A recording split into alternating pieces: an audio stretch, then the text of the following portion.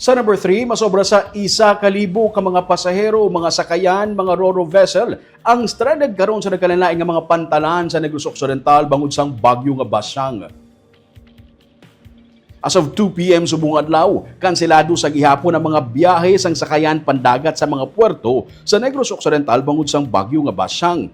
Gani base sa monitoring sang Philippine Coast Guard as of 12 noon, nagdangat sa masobra 725 ang na-stranded nga mga pasahero. May mga drivers, helpers. Samtang yara naman sa 28 ka mga sakayan pandagat ang wala makabiyahe. May 295 ka mga rolling cargos kag 19 ka mga motor bangka ang wala makahalin sa mga puerto.